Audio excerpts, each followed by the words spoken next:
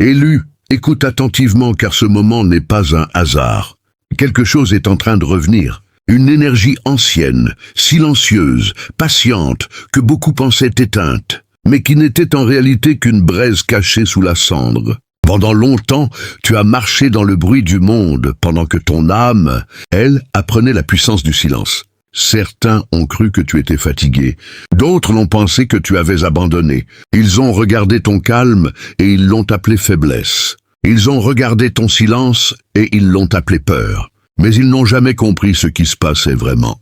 Parce que ce qu'ils prenaient pour une absence était en réalité une préparation. Oui, élu, pendant que les voix criaient autour de toi, quelque chose en toi apprenait à respirer autrement. Comme une rivière qui disparaît sous la terre pour revenir plus loin, plus large, plus puissante. Comme une marée qui recule dans l'ombre avant de revenir frapper la rive, avec une force nouvelle. Tu croyais peut-être que ta douleur te brisait. Tu croyais peut-être que ces nuits lourdes, ces silences prolongés, ces moments où personne ne semblait comprendre, étaient la preuve que quelque chose en toi se perdait. Mais écoute bien ceci, la douleur n'a jamais brisé ton âme, elle l'a réveillée. Chaque blessure a soufflé sur une étincelle, chaque épreuve a nourri un feu, chaque silence a protégé une braise. Et aujourd'hui, cette braise recommence à respirer, parce que ton silence n'était pas vide. Ton silence était une alarme silencieuse, installée au plus profond de ton être. Une alarme que peu de gens savent entendre. Une alarme qui ne crie pas, mais qui observe, qui analyse, qui comprend. Pendant que certains parlaient trop vite, toi tu fermais les portes. Pendant que certains jouaient avec le bruit, toi tu gardais la clé. Une clé invisible. Une clé forgée dans la patience. Une clé capable d'ouvrir des serrures que le chaos ne peut pas forcer. Oui, élu. Il y avait un coffre en toi, un coffre fermé par le temps, protégé par ton silence, gardé par ton calme. Et dans ce coffre, il n'y avait pas de peur. Il y avait une énergie, une force, un feu discret mais vivant. Et le monde a fait une erreur. Ils ont regardé la surface calme de l'eau et ils ont cru que la profondeur était vide. Ils ont vu la rivière ralentir et ils ont pensé qu'elle était sèche. Ils ont vu tes pas devenir prudents et ils ont cru que tu étais perdu. Mais la vérité est tout autre. La vérité élue, c'est que pendant que le monde faisait du bruit, ton âme apprenait à devenir un brasier. Pendant que certains cherchaient la lumière à l'extérieur, une étincelle s'installait à l'intérieur de toi. Une étincelle que personne ne pouvait voler. Une étincelle que personne ne pouvait éteindre. Et aujourd'hui, cette énergie commence à revenir. Tu le sens peut-être dans ton regard plus calme, dans ta respiration plus profonde. Dans cette étrange certitude que quelque chose change. Comme une marée intérieure qui se lève. Comme un manteau invisible qui se pose sur tes épaules. Un manteau de lucidité, de force, de protection. Parce que parfois, élu, le silence n'est pas une fuite. Le silence est une serrure. Une serrure qui protège ce qui est précieux jusqu'au moment exact où la clé doit tourner. Et ce moment est en train d'arriver. Alors, reste avec moi jusqu'à la fin de ce message. Parce que ce que tu as vécu n'était pas une chute. Ce n'était pas une disparition. Ce n'était pas un effondrement, non. Ce que tu as traversé était une préparation, une transformation lente, comme le feu qui se forme sous la terre, comme la rivière qui creuse la pierre goutte après goutte, comme la graine qui travaille dans l'obscurité avant de percer la surface. Et ce que beaucoup ont pris pour ton silence était en réalité ton éveil. Mais élu, pendant que cette braise respirait en silence au fond de toi, il y avait aussi eux. Oui, eux. Ceux qui observaient de loin, ceux qui testaient, ceux qui regardaient chacun de tes pas, comme on observe une flamme pour voir si elle va s'éteindre. Ils étaient là, parfois discrets, parfois bruyants, parfois même souriants, en façade. Mais toujours curieux de savoir jusqu'où tu pouvais tomber. Certains lançaient des paroles comme on jette des pierres dans l'eau, juste pour regarder les vagues se former. D'autres soufflaient sur tes blessures, comme on souffle sur des braises. Non pas pour rallumer le feu, mais pour vérifier s'il était mort. Ils regardaient ton calme, et ils se demandaient pourquoi ne réagit-il pas? Pourquoi ne se défend-il pas? Pourquoi reste-t-il silencieux? Alors ils ont essayé davantage. Ils ont poussé, ils ont provoqué, ils ont murmuré dans ton dos. Ils ont ri quand ils pensaient que tu ne voyais pas. Parce que pour eux, le monde est un endroit où celui qui parle le plus fort gagne. Ou celui qui réagit le plus vite domine, ou celui qui crie le plus fort impose sa présence. Et toi, tu étais différent? Tu n'entrais pas dans leur vacarme. Tu ne répondais pas à chaque provocation. Tu ne te précipitais pas dans chaque bataille inutile. Et cela les dérangeait plus qu'ils ne l'admettaient. Parce que le silence met les gens face à eux-mêmes.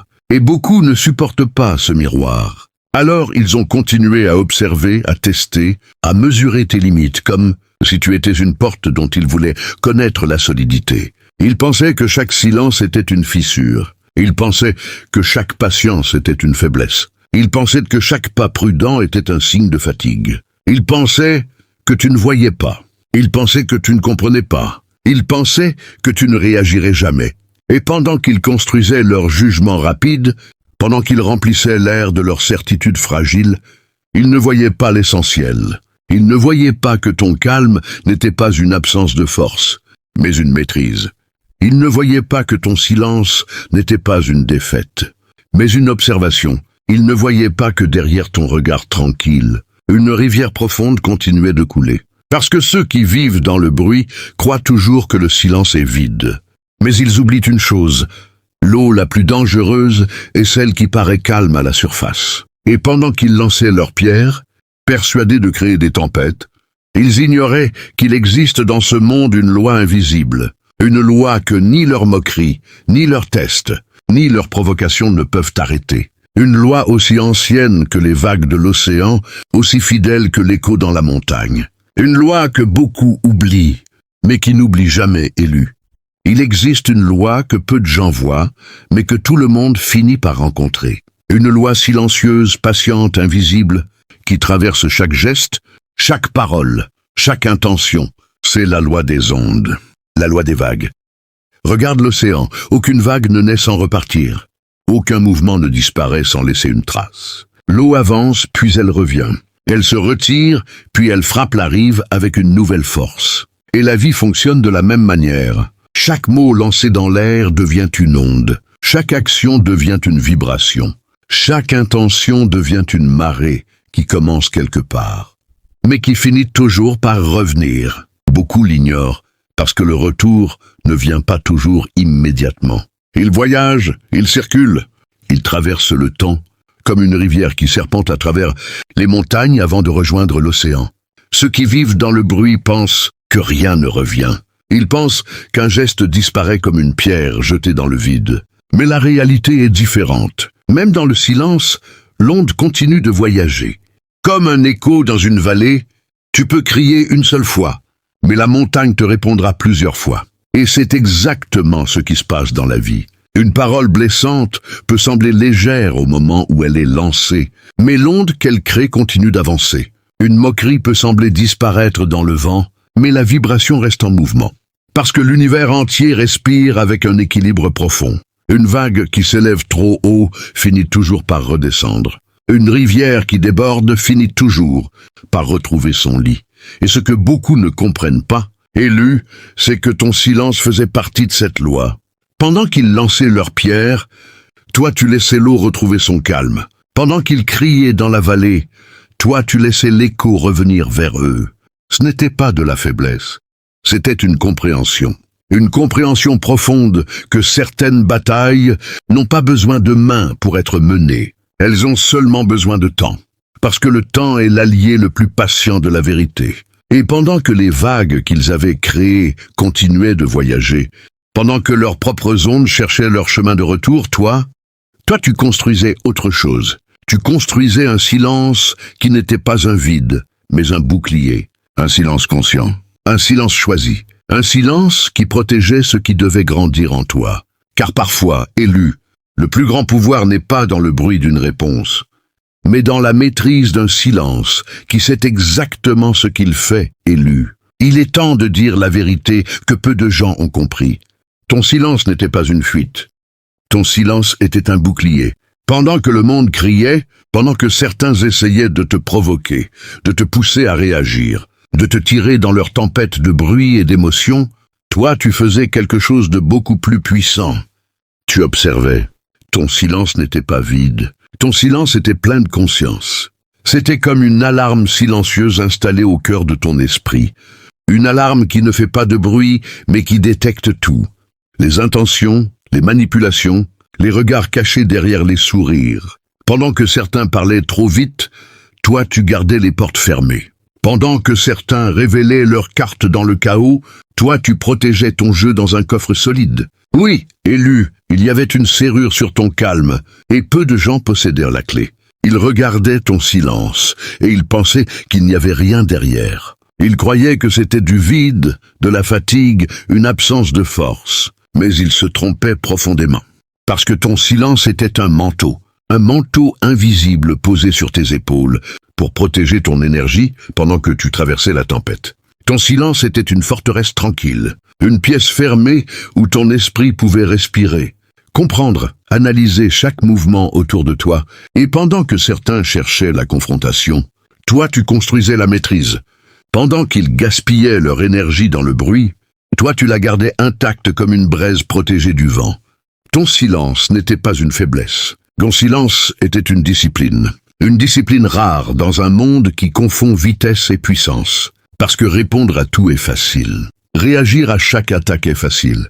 Mais rester calme quand les vagues frappent, rester stable quand les voix s'élèvent, rester lucide quand les provocations cherchent une faille, voilà la véritable force. Et c'est cette force que tu étais en train de forger. Comme un feu qui grandit sous la cendre, comme une rivière qui creuse lentement la pierre sans faire de bruit. Oui, élu, pendant que les regards se tournaient vers toi pour voir si tu allais craquer, pour voir si tu allais perdre le contrôle. Ils ne comprenaient pas que ton silence était intentionnel. Chaque moment de calme était une décision. Chaque réponse retenue était une serrure qui restait fermée pour protéger ce qui était précieux en toi. Et pendant que tu gardais ce silence, pendant que tu laissais la poussière retomber, et que les vagues se calmeraient d'elles-mêmes, quelque chose d'invisible commençait déjà à bouger ailleurs. Parce que dans ce monde, le silence ne protège pas seulement celui qui le porte, il révèle aussi ceux qui ne savent pas vivre avec lui.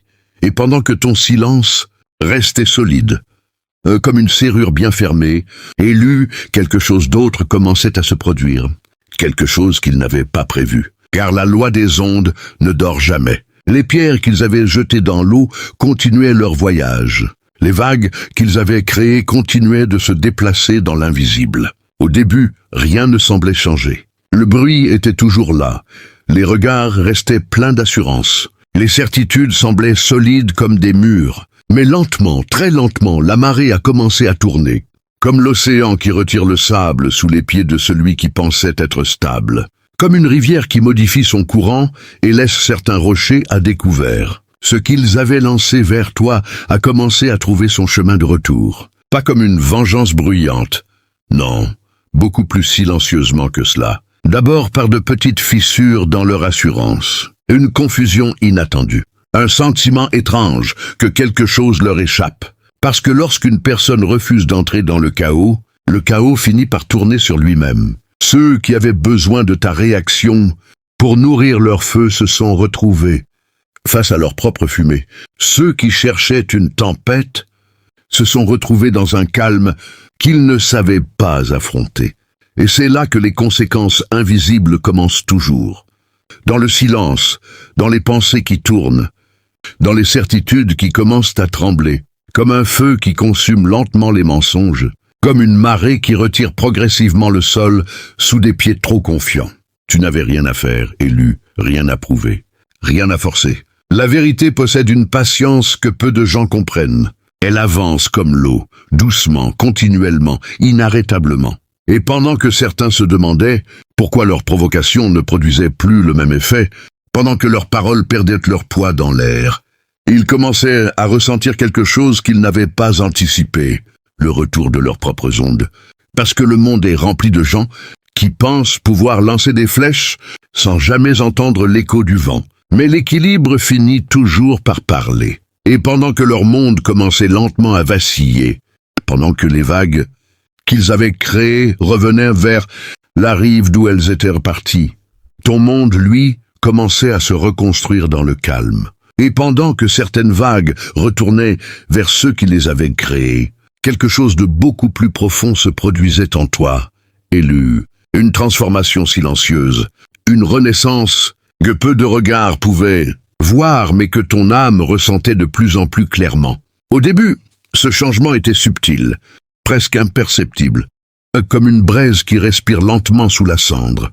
Tu ne faisais pas de bruit, tu ne proclamais rien, mais à l'intérieur, le feu apprenait à vivre autrement. Les douleurs qui autrefois pesaient comme des pierres sur ton cœur devenaient peu à peu des leçons gravées dans ta force. Les nuits lourdes devenaient des espaces de réflexion.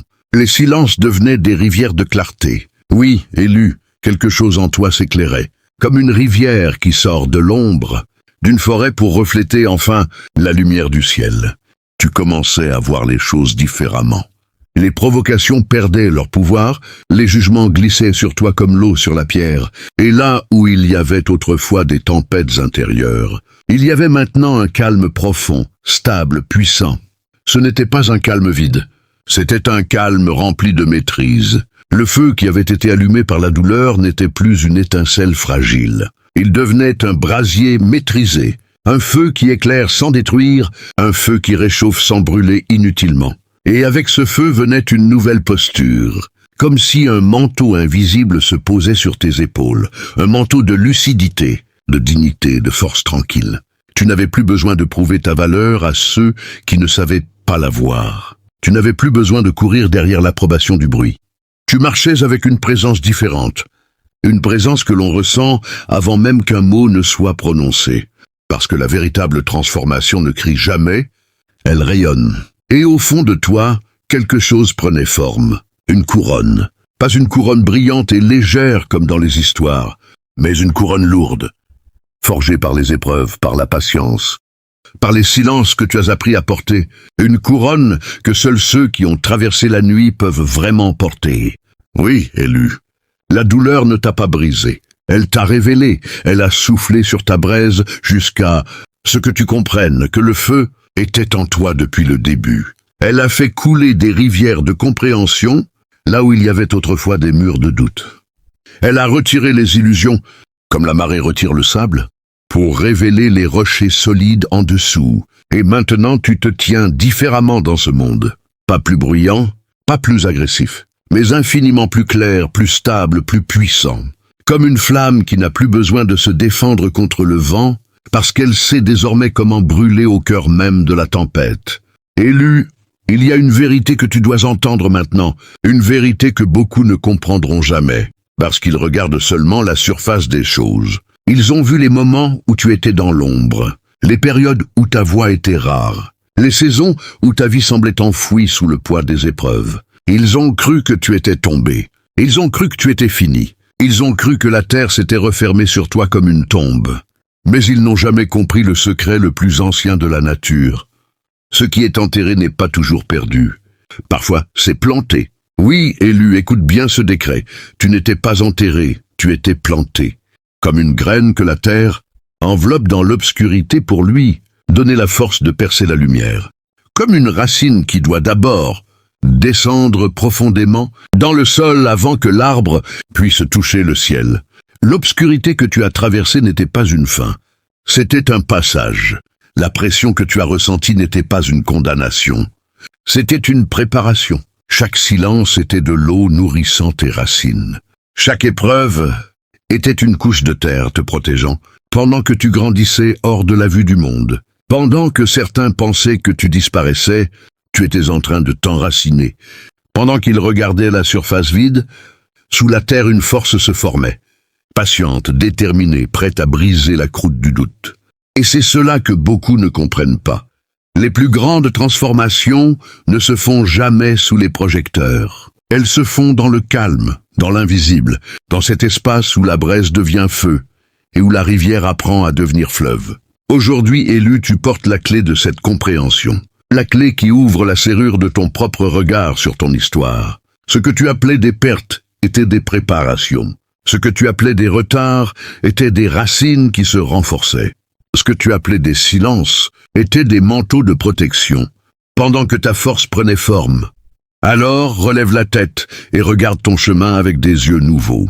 Parce que la graine qui a survécu à la pression de la terre ne sort jamais fragile. Elle sort avec la mémoire de la nuit et la direction de la lumière. Et maintenant que tes racines sont profondes, maintenant que ton feu est stable et que ta rivière intérieure connaît son chemin, l'élévation n'est plus une promesse. C'est un mouvement déjà en marche. Alors maintenant, élu, si ces mots ont trouvé un écho en toi, si quelque part dans ton cœur, tu as senti cette braise se réveiller, pendant que tu écoutais ce message, comprends que tu n'es pas seul dans ce chemin. Il existe une famille silencieuse, dispersée aux quatre coins du monde. Une famille d'âmes qui ont appris à marcher dans la tempête sans perdre leur feu intérieur.